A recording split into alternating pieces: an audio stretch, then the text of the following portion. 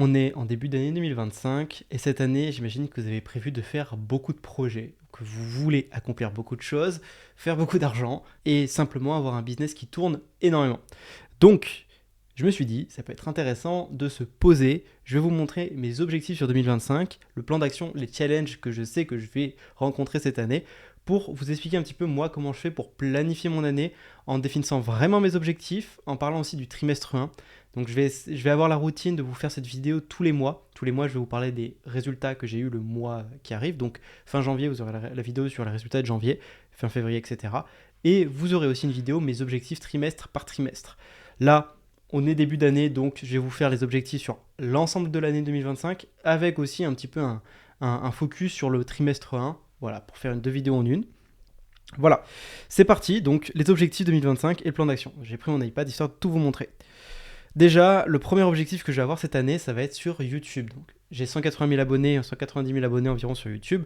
Le premier objectif, ça va être de vraiment me refocus sur YouTube. En 2024, j'ai pas trop pu me focus sur YouTube, sur le développement de la chaîne, de nouveaux concepts, etc. J'ai pas été le plus régulier parce que, en fait, j'avais d'autres projets, d'autres priorités avec le business et notamment sur la livraison. On en parlera un peu après.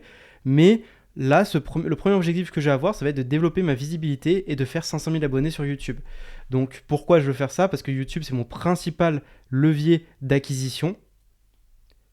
Et surtout aussi, plus d'abonnés, c'est plus de leads qualifiés qui entrent dans mon écosystème. Et donc ça va être super important pour moi d'avoir plus d'abonnés sur YouTube. Donc le plan d'action, ça va être de faire une à deux vidéos hebdomadaires en cherchant toujours de nouveaux formats et de nouveaux concepts originaux et explorer des formats engageants, que ce soit des reportages, des concepts, des vlogs et des documentaires que je fais déjà. Donc en termes de nouveautés sur la chaîne, donc là je parle toujours de ma chaîne principale. J'ai aujourd'hui cette chaîne business et une chaîne plus vlog daily où je parle un peu plus de ma vie en général. Là, je parle vraiment de la chaîne principale où je teste des concepts, je teste des documentaires. Donc, mon objectif cette année, c'est vraiment de faire 500 000 abonnés et de tout faire pour atteindre ces 500 000 abonnés sur YouTube. Et d'avoir des concepts toujours sans me dénaturer. J'ai pas envie de faire du contenu qui va dénaturer mes propos. Alors, c'est un objectif qui va être ambitieux. J'ai réussi à faire de 10 000 à 100 000 abonnés en un an. Là, j'ai fait 100 000 à 200 000 en un an environ. Bon, je suis un peu moins de 200 000, mais c'est parce que je me suis moins focus. Donc ça va être un objectif ambitieux, à savoir aussi que je me focus ça, mais comme moi j'aime bien faire, je me note des objectifs que j'appelle BMW, donc bien, mieux, wow. Qu'est-ce que ça veut dire ? Ça veut dire en gros concrètement, sur l'année, en fonction en fait, je me fixe 3 paliers d'objectifs pour savoir comment j'ai avancé. Donc mettons, là en objectif bien pour YouTube, c'est d'avoir 300 000 abonnés. Un objectif mieux, ce serait d'avoir, mettons, 400 000 abonnés. Et un objectif wow, ce serait d'avoir 500 000 abonnés. Voilà, ce serait en mode bien, j'ai fini l'année avec 300 000 abonnés, c'est bien. C'est exactement ce que j'ai fait pour cette année. Cette année, j'avais comme objectif BMW de faire 150 000 abonnés sur YouTube parce que je savais que je ne pouvais pas forcément avoir la meilleure progression vu les autres focus que j'avais. En mieux, j'avais l'objectif de faire 300 000 et en wow de faire 400 000. Je savais que j'étais pas j'allais pas pouvoir atteindre les objectifs de faire mieux wow parce que j'avais les autres focus dont on parlera. Et cette année, voilà, ça va être de nouveau être un focus de faire 500 000 abonnés. Le deuxième objectif, évidemment, qui va être important, c'est 3 millions d'euros de chiffre d'affaires sur le groupe. Donc quand je dis 3 millions d'euros de chiffre d'affaires, ça correspond à toutes les activités que j'ai aujourd'hui sur le business. Donc les activités aujourd'hui que j'ai dans le business, c'est déjà Agency Lab, qui est un service pour agence. Ça, voilà, Agency Lab, c'est pour lancer son business d'agence. Je vais le développer, je vais continuer de le développer, j'ai encore plein de choses à faire dessus. C'est celui qui me rapporte le plus de chiffres aujourd'hui. Donc continue sur ça. Autopilote aussi, qui est les formations et accompagnement pour coach et infopreneur et aussi agence. Ça, c'est le nouveau service que j'ai lancé à partir de octobre. Donc ça va être un service de Done With You, Done For You que je vais aussi développer, qui va être super important à développer pour réussir. Le média aussi, donc développement de notre contenu. Quand je dis média, je parle du coup de la chaîne YouTube à 500 000 abonnés, qui va être un point important, c'est que le challenge que j'ai eu, c'est aussi pour ça que j'ai pas pu le développer correctement cette année, c'est que la chaîne principale a eu c'est compliqué de pouvoir scale la chaîne principale sans dépendre d'Agency Lab, etc. Parce qu'aujourd'hui, je me finance par moi-même en vendant mes programmes et mes accompagnements sur la chaîne principale. Là, aujourd'hui, je vais devoir créer un vrai business model, un modèle économique sur le média, donc que ce soit avec des sponsors, j'en ai pas fait encore beaucoup, que ce soit avec de l'affiliation, etc. pour vraiment faire en sorte que la chaîne principale soit un média autosuffisant. et aussi le développement des agences internes. À savoir aujourd'hui que j'ai pas qu'un business, j'ai plusieurs agences. Si je vous donne en idée les noms des agences aujourd'hui que j'ai déjà Godilads, je suis très fan du nom, qui est mon agence de media buying. J'ai aussi du coup Shutter Studio, qui est mon agence du coup Up YouTube, où j'aide les entrepreneurs à se développer sur YouTube, donc montage, miniature, etc. Et j'ai aussi Ballistic, qui est le descendant de Céleste pour les plus vieux. Hein, qui savaient, Céleste c'était mon agence d'email marketing, je l'ai renommé Ballistic parce que voilà, Céleste c'était un nom temporaire, j'étais pas non plus fan de garder le nom de ma future fille comme nom d'agence. Donc voilà, Ballistic qui est mon agence de marketing. Donc aujourd'hui j'ai 3 agences et l'objectif ça va être de développer ces 3 agences. Donc les stratégies principales ça va déjà être de faire du upsell et du cross-sell entre les différentes entités. Je pense par exemple à Agency Lab, où mon objectif sur Agency Lab c'est d'avoir des gens qui lancent leur business et qui réussissent leur business. Et une fois qu'ils ont un business lancé, je les amène sur autopilote. Et aussi sur autopilote, des fois ils vont avoir besoin d'agences et du coup je vais pouvoir les aider. Donc ça va être du cross-sell. Structurer aussi mes offres premium et high ticket dans chaque verticale pour augmenter la LTV des clients, donc la lifetime.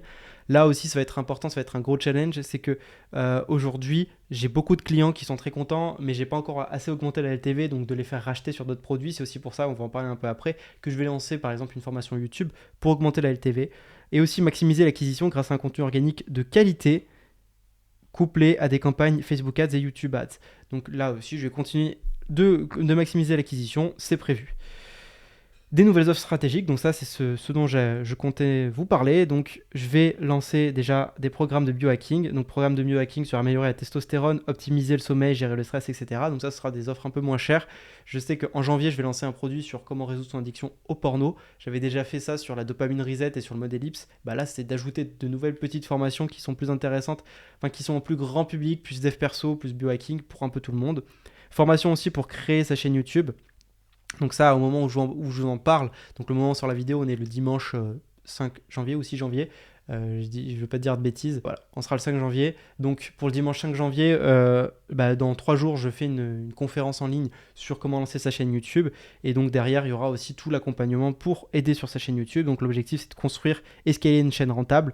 Donc monétisation plus génération de leads et public, coach, infopreneur, entrepreneur et aussi toute personne qui veut devenir YouTubeur. Et évidemment, nouvelles offres stratégiques, mais ça inclut aussi d'améliorer l'existant.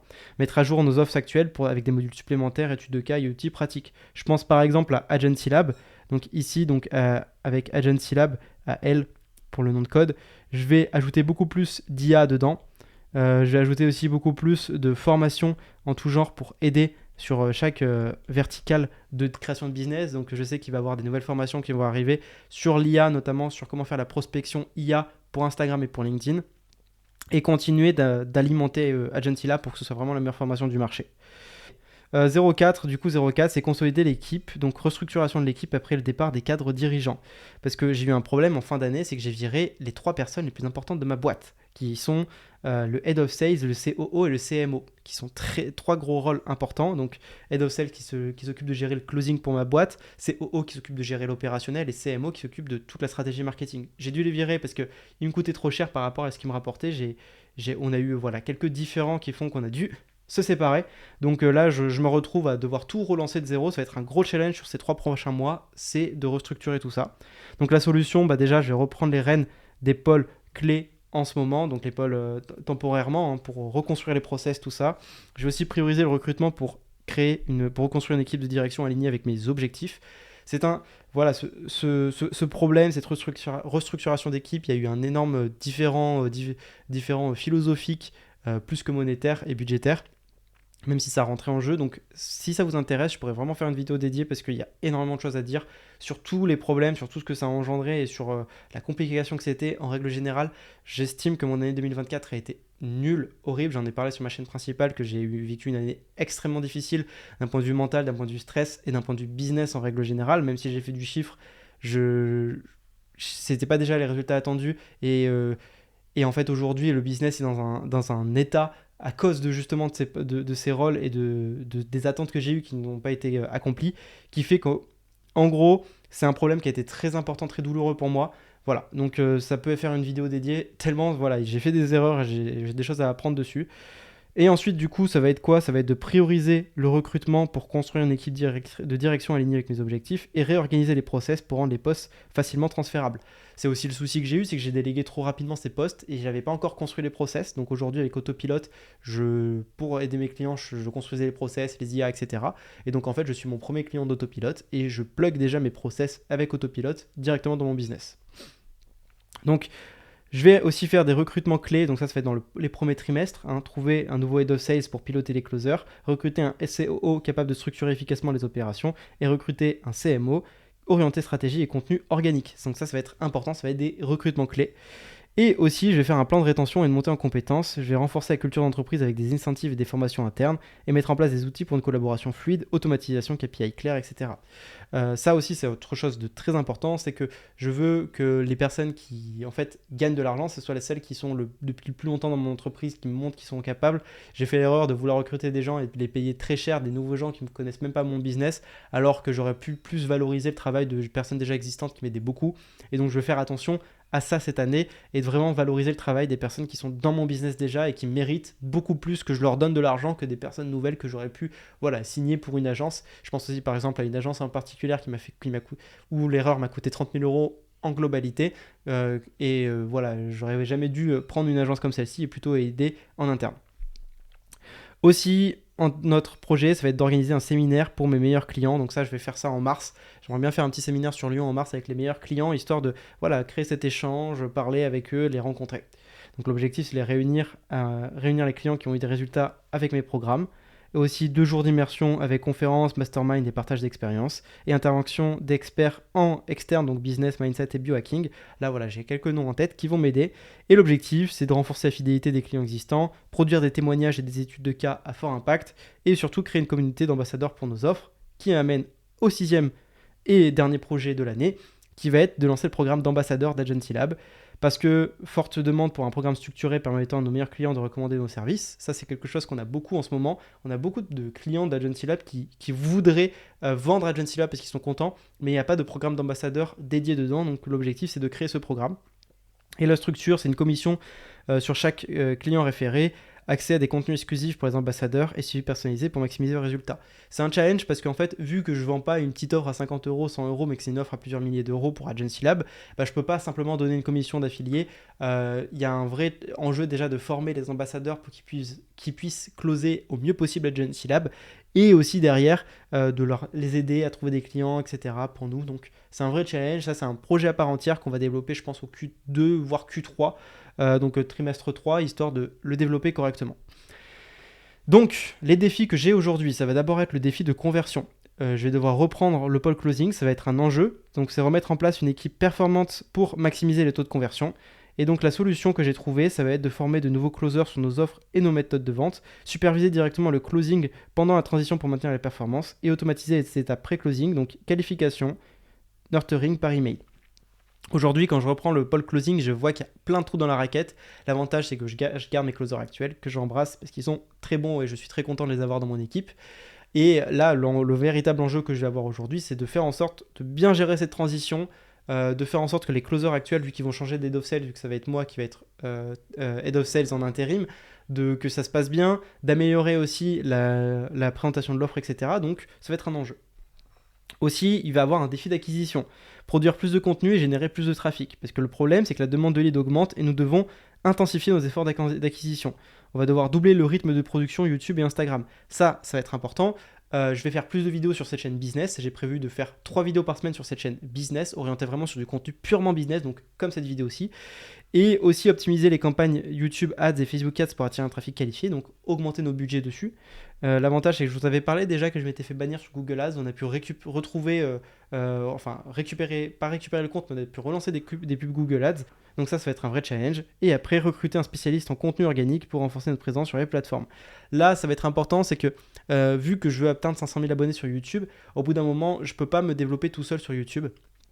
Le souci que j'ai en étant sur YouTube tout seul, en m'occupant tout seul de la stratégie, c'est que c'est compliqué pour moi de m'occuper de la stratégie YouTube, de réfléchir au bon positionnement, de ne pas faire du contenu qui ne plaît pas, tout simplement, pour atteindre les objectifs, et en même temps réfléchir à tous les autres aspects du business. C'est très compliqué de tout gérer, et j'aimerais bien trouver un head of content tout simplement qui m'aiderait à, on va dire, aligner tous mes objectifs et ma vision pour le contenu YouTube.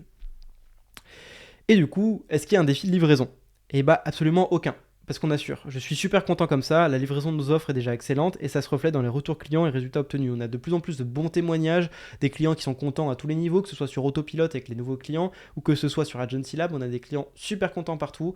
J'ai aussi une équipe qui m'aide sur la livraison avec Nathan et Clément qui sont deux personnes super intéressantes que j'ai recrutées en août dernier et avec qui ça se passe super bien. Je suis super content. On va se passer une semaine à 7 d'ailleurs tous ensemble, donc une semaine dans une maison où on va travailler tous ensemble pour développer la boîte et ça se passe trop bien. Je suis super content, donc continuer la collaboration avec ces personnes et en plan d'action, maintenir la qualité actuelle tout en augmentant la scalabilité, automatisation des processus et contenu enrichi.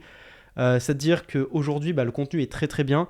On veut améliorer le contenu toujours, ajouter plus d'IA, parce que l'IA s'améliore tous les jours et on veut ajouter plus de conseils sur l'IA, plus de contenu en tout genre aussi pour les aider, et aussi toujours faire en sorte d'améliorer les process, parce que plus on a d'afflux de clients, aujourd'hui on a 750 clients, j'ai terminé l'année 2023 avec 250 clients si je dis pas de bêtises, et là on a 750, on a gagné 500 clients en un an, c'est énorme, on a fait x2 en termes de clients en un an. Et donc, si on fait encore x2 cette année, si on augmente encore de 1000 clients ou de 2000 clients cette année, il va y avoir des défis de livraison. Donc, ça va être important de pas... Là, aujourd'hui, c'est pas un problème la livraison, mais c'est de ne pas la négliger, de toujours progresser, toujours améliorer la livraison pour qu'elle soit du mieux.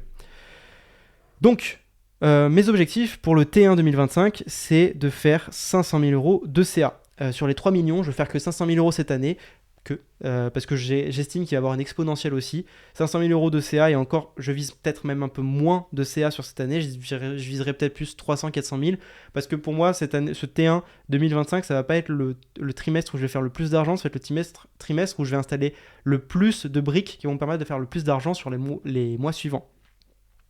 En termes d'acquisition, je vais vraiment intensifier les campagnes pub, donc Facebook Ads, Google Ads. Je vais aussi lancer un nouveau lead magnet pour capturer davantage de prospects. Ça va être important pour Agency Lab. Je vais, en termes de conversion, me focus sur le closing high ticket pour maximiser la LTV.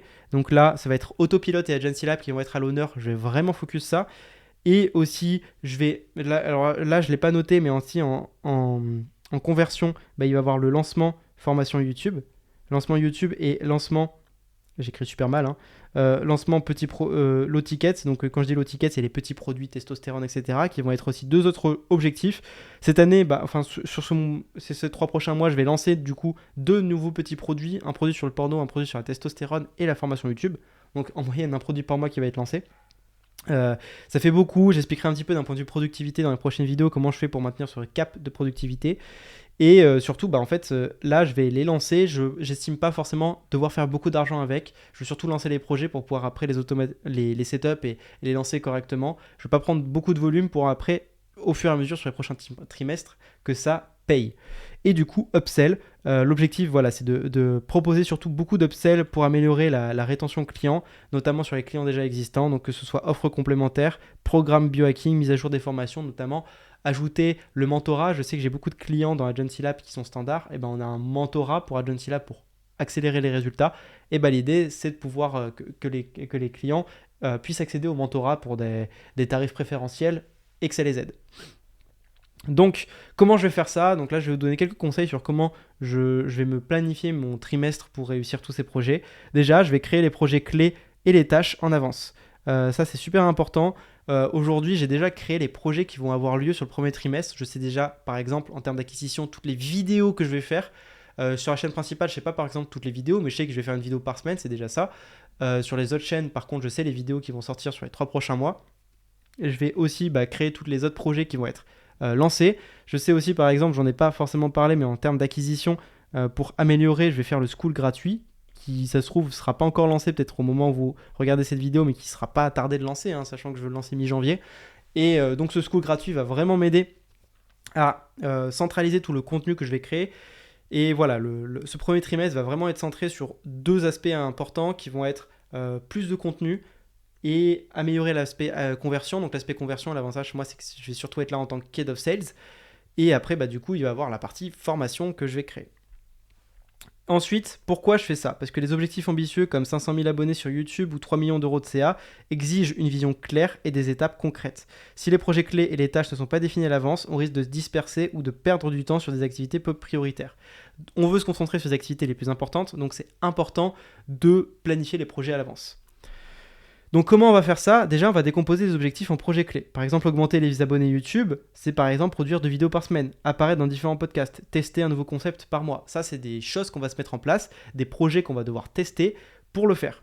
Ensuite, découper les projets en tâches actionnables. Produire 3 vidéos par semaine. Trouver des idées de contenu pour 12 vidéos. Rédiger les scripts et filmer et monter les vidéos. Vous voyez qu'il y a plein de petites tâches qu'on peut faire pour une vidéo YouTube et décomposer toutes les tâches. Mettons sur la chaîne principale, du coup il y a 12 vidéos qui vont sortir sur les 3 prochains mois, 13 exactement parce qu'il y a 13 semaines jusqu'en mars. Et ben en fait j'ai déjà divisé en mode il va avoir la génération d'idées pour telle vidéo, il va avoir écriture pour telle vidéo pour telle deadline, de tournage pour telle deadline, le montage pour telle deadline et la miniature pour telle deadline. Donc chaque personne est assigné sa miniature, assigné sa tâche. Par exemple, moi, ma graphiste, c'est exactement à quel moment il va avoir des miniatures à faire, mon monteur pareil. Même si j'ai pas encore les idées de vidéos à en parler, je pense sur les 3 prochains mois, je dois avoir 5-6 idées de vidéos sur la chaîne principale. Ça suffit amplement déjà pour s'avancer et pour pouvoir préparer le trimestre. Ensuite, on va planifier 80% des contenus et marketing aussi, pas que contenu acquisition, mais marketing aussi sur 3 mois à l'avance. Là, si je vous donne un exemple, la planification à l'avance permet d'éviter le stress, de garantir une cohérence dans les messages et de se concentrer sur l'exécution. Ça laisse également 20% de flexibilité pour s'adapter aux opportunités ou aux tendances imprévues. Je sais par exemple sur les 3 prochains mois, je vais faire un webinaire par mois. Un webinaire YouTube du coup dans 3 jours, donc pour vous apprendre à créer une chaîne YouTube. Dans un mois, ça va être un webinaire pour Agency Lab pour apprendre à créer son business. Et dans 3 mois, ça va être un autre webinaire sur YouTube. Et mon objectif, moi, c'est de m'entraîner derrière, c'est de pouvoir partager du contenu à forte valeur ajoutée gratuit et pour les plus intéressés qui puissent accéder à la formation derrière. Donc je sais par exemple qu'il va avoir ses engagements en marketing. Je sais aussi, je vous ai parlé que je vais lancer des formations, donc il va avoir la formation YouTube, la formation testostérone et la formation porno. Je sais à quel moment exactement elles vont être lancées. J'ai la flexibilité parce que je peux aussi toujours décaler le lancement, mais au moins je sais que c'est lancé, à quel moment ça va être lancé, je sais ce que je dois préparer pour le lancement. Par exemple pour les lancements testostérone et porno, je sais que je dois lancer 7 emails qui vont aider à lancer le produit. Et donc, qu'est-ce que je vais faire? Je vais faire un calendrier éditorial. Je vais planifier les contenus marketing, vidéos YouTube, posts Instagram, newsletter pour le trimestre suivant. Je vais bloquer les dates importantes pour les campagnes, lancement, promo, événements. Donc ça, c'est bloqué. C'est toujours flexible en fonction. Par exemple, je vais faire un webinaire un mercredi, peut-être tester un autre jour le mois suivant pour voir ce que ça donne. Et je vais intégrer des actions répétitives, publications hebdomadaires sur YouTube. Et je vais créer le calendrier éditorial, script, visuel, séquence email. Chaque élément doit être prêt à l'avance. Ensuite, en troisièmement, je vais assigner les responsabilités de l'équipe sur les 3 prochains mois dès maintenant. Donc, comme je vous l'ai dit, je sais par exemple qu'il va y avoir 13 miniatures à faire sur YouTube. Je sais par exemple qu'il va y avoir des emails à écrire et à programmer. Donc, je peux assigner les priorités et les tâches à l'avance à mon équipe pour qu'ils sachent déjà sur les 3 prochains mois un petit peu un ensemble, la vision des tâches qu'ils vont devoir faire. Donc un plan est inutile si les rôles ne sont pas clairement définis. En assignant les responsabilités à l'avance, chacun sait exactement ce qu'il doit faire, ce qui réduit les blocages et maximise l'efficacité. Pour faire ça, je vais déjà clarifier les rôles. Je vais définir la responsabilité principale de chaque membre pour les 3 prochains mois. Exemple, pour le montage, le monteur YouTube, il va avoir le montage des 12 vidéos YouTube. Le responsable acquisition va devoir gérer les campagnes publicitaires Facebook et YouTube. Je vais communiquer les attentes avec une réunion pour présenter les projets et expliquer les résultats attendus, fixer des deadlines pour chaque tâche et le suivi régulier. Je vais planifier des check-ins hebdomadaires pour ajouter les priorités si nécessaire. Maintenant, en 4, je vais mettre en place les KPI, indicateurs clés de performance super importants. J'en reparlerai dans de prochaines vidéos des KPI parce que c'est super important, mais les KPI permettent de mesurer objectivement les progrès et identifier rapidement ce qui fonctionne ou pas. Sans données, c'est impossible de savoir si les efforts produisent des résultats attendus. C'est super important les KPI, j'en reparlerai tout le temps, c'est trop important. Et ces KPI, comment je vais les définir? Déjà par objectif, visibilité sur YouTube, que ce soit le nombre d'abonnés, nombre de clics sur les miniatures ou temps de visionnage. En acquisition, que ce soit le coût par lead, nombre de leads générés par semaine, ou en conversion, taux de closing par closer, chiffre d'affaires généré par campagne. Et je vais créer un tableau de bord où ils vont pouvoir trouver les idées de contenu pour 12 vidéos, rédiger les scripts, etc. Voilà tout ce que je vais mettre en place en termes de KPI. Maintenant, en 5, je vais me concentrer sur les actions à impact et pas uniquement sur le CA. Qu'est-ce que ça veut dire? Le chiffre d'affaires, c'est une conséquence des actions stratégiques. En se concentrant sur les activités qui génèrent plus d'impact, on garantit des résultats à long terme.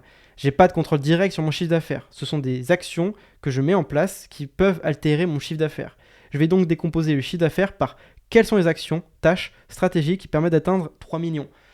C'est pour ça que je dis que je m'en fous si j'atteins pas 500 000 euros sur les 3 prochains mois. Je vais plutôt me concentrer sur les actions qui peuvent me permettre d'atteindre 3 millions sur l'année ou 500 000 euros sur les 3 prochains mois. Et à la fin, voir où est-ce que j'en suis. Est-ce qu'il y a encore du potentiel? Parce que si j'atteins pas 500 000 euros sur les 3 prochains mois, mais que j'atteins par exemple 3 millions sur juste 2 mois, j'aurais atteint mes résultats. Donc je vais plutôt me concentrer sur les actions qui vont me permettre sur la globalité de faire 3 millions, plutôt que me dire putain j'ai pas fait 500 000 euros ce mois-ci, c'est la merde. Alors que voilà, ça se trouve c'est exponentiel et je peux faire 0 pendant 3 mois, puis d'un coup passer à 1 million par mois. Donc comment je vais faire ça? Je vais déjà identifier les actions à fort impact, que ce soit générer du contenu de qualité sur YouTube, Instagram, optimiser les tunnels de vente pour augmenter les conversions, ou former et superviser les closers pour maximiser le closing, qui sont super importants pour faire de l'argent. Je vais aussi évaluer chaque action avec cette question. Est-ce que cette action contribue directement à mes objectifs clés? Et je vais faire un suivi régulier. Comme on dit, 20% des actions produisent 80% des résultats. Je vais me focaliser sur les 20%. Je vais aussi réaliser des vidéos YouTube à fort potentiel et je vais lancer une campagne pub pour une offre high ticket tout le temps, etc. Donc des suivis réguliers sur toutes ces actions par exemple. Maintenant, je vais décomposer l'objectif en étapes clés. Par exemple, objectif final 200 000 euros d'ici fin mars pour l'un des projets qui est autopilote, je veux faire 200 000 euros d'ici fin mars. Qu'est-ce que ça veut dire? Combien de clients sont nécessaires pour ça? Si mon offre moyenne est à 6 500 euros, alors 200 000 euros divisé par 6 500, c'est environ 30 clients. Combien d'appels de closing pour signer 30 clients? Avec un taux de conversion de 30% en moyenne, il faut 30 clients divisé par 30, 90 appels. Donc ça veut dire que j'ai besoin de combien de leads pour réserver 90 appels? Si en moyenne 10% des leads bookent un appel, il faut 90 divisé par 10%, 900 leads qualifiés. Enfin, fois 10% plutôt. 900 leads qualifiés. Ça veut dire que sur Autopilot, je dois trouver 900 leads super qualifiés pour faire de l'argent avec Autopilot ces 3 prochains mois. Et ça va être l'objectif. Donc, mettre en place une stratégie d'acquisition organique, créer du contenu stratégique, engagement direct avec l'audience et optimisation des conversions. C'est une chose que je vais mettre en place pour Autopilot, pour pouvoir faire de l'argent, c'est l'acquisition organique. Donc, vous voyez comment vous pouvez décomposer vos objectifs pour pouvoir réussir. Ça, c'est mes objectifs pour 2025 et le trimestre 1. N'hésitez pas à me donner vos objectifs pour l'année 2025 et pour le premier trimestre en commentaire. Je serais curieux de savoir qu'est-ce que vous avez prévu de faire. Si cette vidéo vous a plu aussi, faites-le moi savoir avec un like, en vous abonnant et en laissant un commentaire. Moi, j'ai envie de faire cette vidéo un petit peu tous les mois pour vous expliquer un petit peu comment se passe mon business. Et si vous voulez que je vous aide à développer votre business, vous pouvez voir le premier lien en description. Vous pourrez accéder à la méthode que j'utilise pour pouvoir scaler mon business avec l'IA. C'était Louis, à très vite pour une prochaine vidéo. Ciao les gars.